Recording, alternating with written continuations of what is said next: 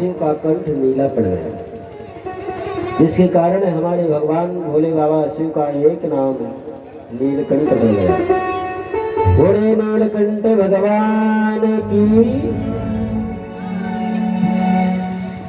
संसार की रक्षा करने के लिए भगवान शिव ने इसका पान कर लिया। उस समय जब हलाहल विष निकला, भगवान विष्णु भी मना कर दिए कि भैया हमारे बस की बात नहीं है। ब्रह्मा जी भी मना कर दिए, भैया हमारे बस की बात नहीं है। देवता लोग तो सब घबरा ही गए, लेकिन भगवान शिव ने हलाहल उस विष का पान कर लिए। क्यों? जिससे जगत की रक्षा हो सके। तीनों लोकों में भगवान शिव के समान कोई देवता है भी नहीं। भोले बाबा ऐसा देव कोई है नहीं। स्वयं वट वृक्ष के नीचे रहते हैं, उनके जो चेला चपाटी हैं, जो उनका भजन पूजन करने वाले हैं, सब स्वर्ण रहित बढ़िया सुंदर महल में। और भगवान शिव के यहाँ कोई भेदभाव नहीं। अन्य जो भगवान नारायण का मंदिर है, भगवान राम का मंदिर है, भगवान कृष्ण का मंदिर है, चाहे जिसका भी मंदिर हो, उनके यहाँ पूजा पाठ करने वाला, यज्ञोपवीत धारण करने वाला और चंदन टीका लगाने वाला कोई ब्राह्मण पुजारी होगा, वही मंदिर में पूजा करेगा। समय का भी फाउंडेशन, इतने बजे से इतने बजे तक मंदिर खुलेगा, इतने बजे भोग लगेगा, इतने बजे आरती होगी, सारा सब टाइम टेबल सब निश्चित क्लियर है। लेकिन भगवान शिव के यहाँ जात पात का कोई भेदभाव नहीं। चाहे ब्राह्मण हो, चाहे क्षत्रिय हो, चाहे वैश्य हो, चाहे शूद्र हो, किसी भी जाति का हो। और अन्य मंदिरों में महिलाओं के लिए भी प्रतिबंध है, महिलाएं मंदिर में जाकर के पूजा घुस करके नहीं कर सकती, लेकिन भगवान शिव के यहाँ कोई भी प्रतिबंध नहीं है। चाहे ब्राह्मण क्षत्रिय वैश्य शूद्र कोई भी हो, चाहे महिला हो, कभी भी, और कोई टाइम का बाउंडेशन भी नहीं। जब मन में आए, जब इच्छा हो, और पूजा पाठ करने के लिए कोई विशेष पूजन सामग्री की भी आवश्यकता नहीं। एक लोटा जल लिए, उसमें 4 दाना अक्षत डाले, चाहे वो टूटा है चाहे वो समूचा है। 2 ठो बेलपत्री लिए, भगवान शिव के मंदिर में पहुंच गए, जल डाले, 2 अक्षत 2 दाना अक्षत डाले, बेलपत्री चाहे भोले बाबा उठने में ही प्रसन्न है। कोई टाइम का बाउंडेशन नहीं। जब इच्छा हुई भगवान भोले बाबा के यहाँ पहुंच गए। भगवान शिव के समान देवता कौन है संसार में? जब समुद्र का मंथन हो गया था और देवता लोग अमृत पान करके जब देवासुर संग्राम जीत लिए थे, तो एक दिन विश्वकर्मा जी ने सभी देवताओं की मीटिंग बुलाई। विश्वकर्मा महाराज सभी देवताओं की मीटिंग बुलाए कि जब समुद्र मंथन हम लोग प्रारंभ किए थे, हलाहल विष निकला, तब भोले बाबा की शरण में गए, वो रक्षा किए। और जब समुद्र मंथन से जब अमृत निकला, 14 प्रकार के रत्न निकले, तब तो कोई भोले बाबा की शरण में नहीं गया, तब तो उनको अर्पण करने कोई नहीं गया। 14 रत्नों में से भोले बाबा आप भी कुछ ले लो। अमृत निकला तो कोई नहीं गया कि हाँ भोले बाबा, विष निकला था तो आप पिए थे, अमृत निकला है, वो सबसे पहले आप भोग लगा दीजिए। विश्वकर्मा जी ने देवताओं से कहा कि हम लोग कितने कपटी हैं कि अच्छा तो हम स्वयं ग्रहण करें, और जब आपत्ति विपत्ति कष्ट हो और हमारे ऊपर कष्ट आए तो भोले बाबा। तो देवताओं ने कहा कि गलती तो हम लोगों की है ही। देवताओं से विश्वकर्मा जी ने कहा कि हम लोग सब स्वर्ण के महल में स्वर्ग में निवास करते हैं, हर प्रकार से सुख सुविधाओं को भोगते हैं, और भोले बाबा परिवार को लेकर के वटवृक्ष के नीचे निवास करते हैं। क्यों ना उनके लिए हम लोग कुछ व्यवस्था, कम से कम ना कुछ करें तो उनके रहने की व्यवस्था तो कर दें। सभी देवताओं ने कहा हाँ ये बात ठीक है। विश्वकर्मा जी के साथ में सभी देवगण कैलाश पर्वत पर आए। विश्वकर्मा जी ने भगवान शिव से निवेदन किया कि बाबा हम लोगों की इच्छा है कि आपके लिए हम लोग रहने के ये मकान सुंदर बनवा दे। भगवान शिव ने कहा कि उसकी कोई आवश्यकता नहीं भैया, इसी वट वृक्ष के नीचे बैठ करके सुंदर भगवान का भजन हो जाता है और यही ठीक है। पार्वती जी बगल में बैठी हुई थी। पार्वती जी ने कहा कि आपको आवश्यकता नहीं है, लेकिन और बच्चे और बहू घर में आ गई हैं, उनको तो आवश्यकता है। तो भगवान शिव ने कहा कि देवी यदि आपकी इच्छा है, आपको जरूरत है तो ठीक है, बनवा लो। तो विश्वकर्मा जी बढ़िया सुंदर स्वर्ण नगर, स्वर्ण का महल बढ़िया सुंदर बना करके भगवान शिव के लिए तैयार किया। अब जब गृह प्रवेश का समय आया तो उस समय के सबसे उच्च कोट के ऋषि, उच्च कोट के ब्राह्मण श्री विश्वेश्वरवादी महाराज थे। और विश्वेश्वरवादी महाराज को भगवान शिव ने स्मरण किया, बुलाया गृह प्रवेश का पूजन कराने के लिए। और साथ में केसनी भी आई। विश्वेश्वरवा की दो पत्नियां थी, एक का नाम था केसनी और दूसरी का नाम था इडविका। केसनी एक दैत्य की कन्या थी, ये भी साथ में आई कि मैं भी आपके साथ में चलूंगी, कम से कम इसी बहाना भगवान शिव का दर्शन हो जाएगा।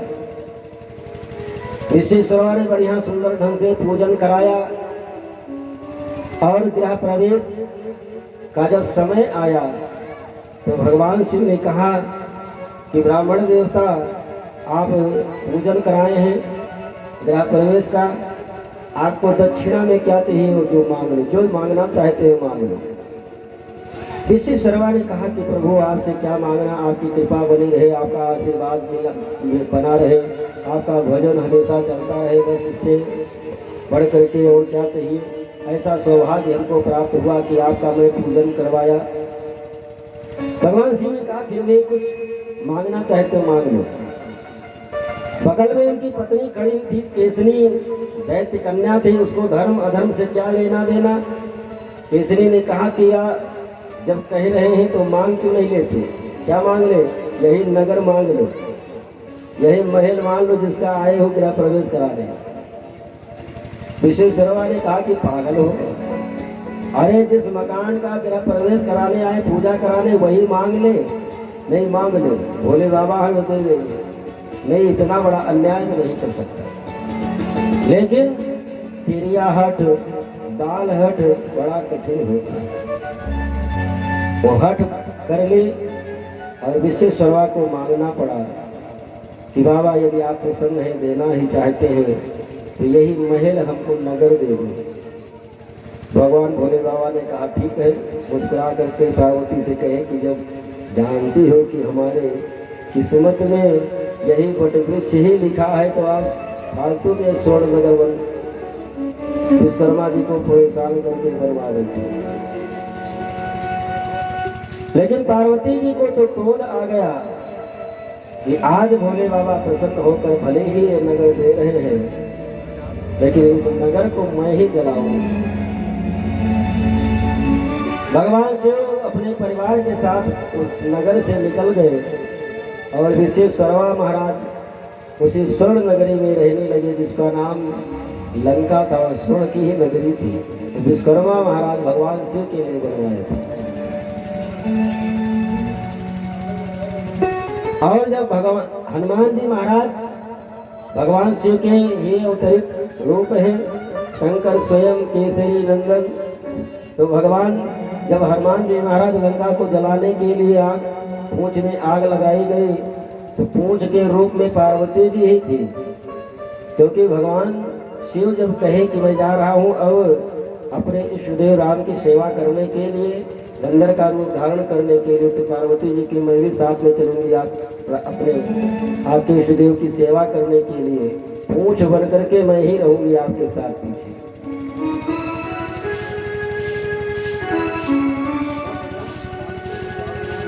तो भगवान स्वयं अपने पास कुछ रखते नहीं, और जो उनकी आराधना पूजा करने वाले भक्त हैं उनको सर्वस्व भगवान से देने वाले ऐसे देव तीनों लोकों में और कोई नहीं है।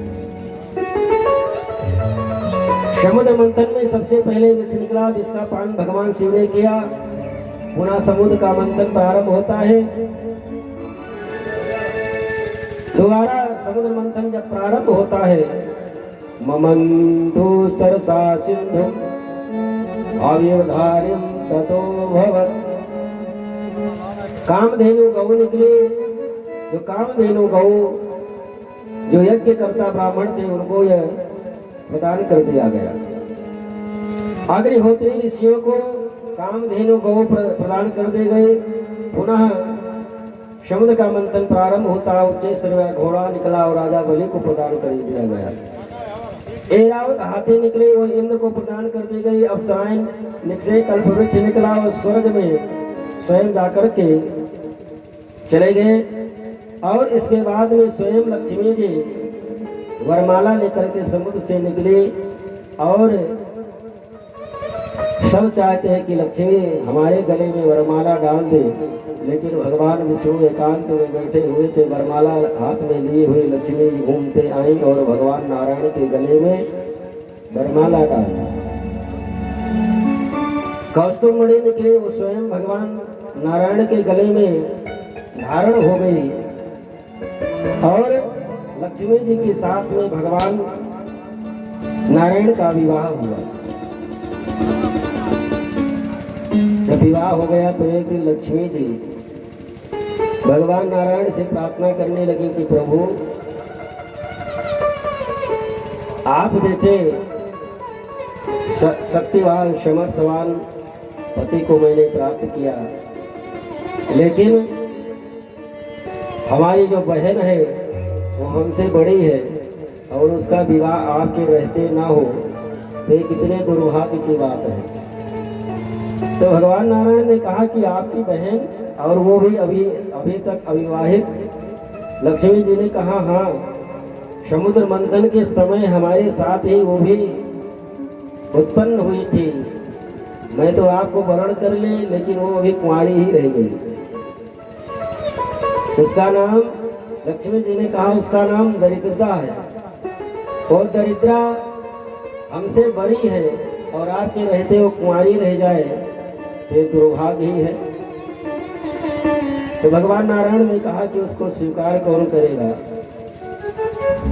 लक्ष्मी जी ने कहा कि उसको स्वीकार शायद ही कोई करे, दरिद्रता को। हमको तो सब संसार के इतने तीनों लोगों के लोग सब चाहते हैं, लेकिन बहन को कोई नहीं चाहता। लेकिन आप चाहें तो व्यवस्था कर सकते। भगवान नारायण ने कहा उसकी चिंता न करो, हमारे एक से एक चेला फक्कड़ है जो एक दरिद्रता का हजारों दरिद्रता से विवाह कर लेंगे।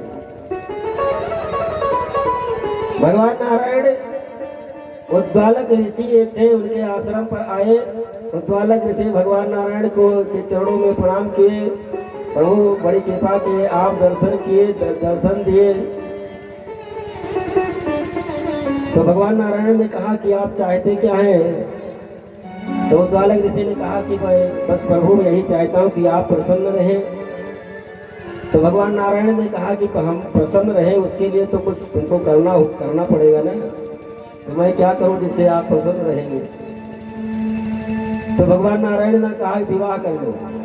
तो उद्वालक ऋषि ने कहा कि यदि हमारे विवाह करने से आप प्रसन्न रहें तो मैं विवाह कर लूंगा। यदि हमारे विवाह कर लेने से आपको प्रसन्नता मिलती है, आप प्रसन्न रहें, तो मैं विवाह करने के लिए तैयार हूँ। तो भगवान नारायण ने कहा कि जिसके साथ में विवाह करना है उसको, उसके बारे में तुम कुछ जानना भी चाहोगे, कम से कम अपनी पत्नी को पहले देख तो लो। उद्वालक ऋषि ने कहा यदि मैं अपनी प्रसन्नता के लिए विवाह करना होता तब तो मैं जिसके साथ में विवाह करना है उसको मैं देखता, उसके बारे में जानकारी करता। विवाह तो आपकी प्रसन्नता के लिए हमको करना है। तो भगवान नारायण ने कहा उसका नाम दरिद्रा है। उद्वालक ऋषि ने कहा कोई भी नाम हो, कैसे भी हो, आप जिससे पसंद रहे मैं करने के लिए तैयार हूँ। तो भगवान नारायण उद्वालक ऋषि के साथ में दरिद्रा का विवाह करा दिए। और उद्वालक ऋषि जब दरिद्रा को लेकर के अपने आश्रम पर आए तो दरिद्रा ने कहा कि मैं यहाँ पर नहीं रह सकती। उद्वालक ऋषि ने कहा क्यों। दरिद्रा ने कहा कि मैं तो वहीं रह सकती हूँ जहाँ पर झगड़ा लड़ाई और आपस में भाई जहाँ पर दोनों भाई लड़ते हो, मुकदमाबाजी जहाँ पर होती हो, आपस में घर परिवार में जहाँ गाली गलौज 24 घंटा चलता हो, मैं तो वहीं रह सकती हूँ। और आपके यहाँ तो ये सुबह से लेकर के शाम तक ये भजन कीर्तन, भगवान की कथा, आरती, पूजा ये सब चल रहा है, मैं तो यहाँ एक सेकंड में नहीं रह पाऊंगी। तो उद्दालक ऋषि ने कहा कि आप रह पाओ या न रह पाओ, हम तो भैया अपने दिनचर्या नहीं बदल पाएंगे। ये आश्रम का जो नियम है, सुबह से शाम तक भगवान का भजन कीर्तन, पूजन, हवन और भगवान की कथा, ये तो भाई यही ऐसे ही चलता रहेगा। तुमको रहना हो तो रहो। दरिद्रा ने कहा मैं तो ऐसी जगह पर नहीं रह पाऊंगी, मैं तो वहीं रहती हूँ जहाँ पर भाई भाई में मार पिटैया, लट्ठे में लट्ठा और कचहरी, और जहाँ पर 24 घंटा लड़ाई झगड़ा, बाप बेटा में लड़ाई, बहू सास में लड़ाई, और जहाँ पर ईर्षा, द्वेष, काम, क्रोध, मद, लोभ ये सब रहते हैं, मैं तो वहीं रह सकती हूँ। दरिद्रता उद्दालक ऋषि के घर से वापिस आ गई। तो लक्ष्मी जी पुनः भगवान नारायण से निवेदन करने लगे कि प्रभु, बहन का गुजारा तो जिसके साथ में आप विवाह कराए थे उनके यहाँ हुआ नहीं। भगवान नारायण ने कहा ठीक है, मैं ही कोई व्यवस्था करता हूँ। तो लक्ष्मी जी ने कहा क्या हमारी सौत बनाओगे हमारी बहन को? भगवान नारायण ने कहा सौत नहीं बनाऊंगा, लेकिन अब भाई साली है तो अपनी इज्जत मर्यादा तो बचानी ही पड़ेगी। कहीं इधर उधर ऊंच नीच जिसका पैर पड़ गया तो इज्जत हमारी ही जाएगी, साली अपनी है, बहन है तुम्हारी, तो कुछ ना कुछ तो करना ही पड़ेगा। तो भगवान नारायण स्वयं पीपल का वृक्ष बन गए।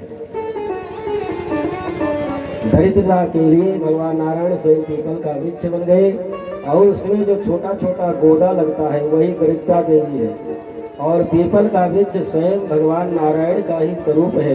इसलिए हमारे सनातन धर्म के लोग पीपल के वृक्ष को तोड़ते नहीं, उसका पत्ता भी नहीं तोड़ते, काटते भी नहीं, क्योंकि वो भगवान विष्णु का स्वरूप माना जाता है।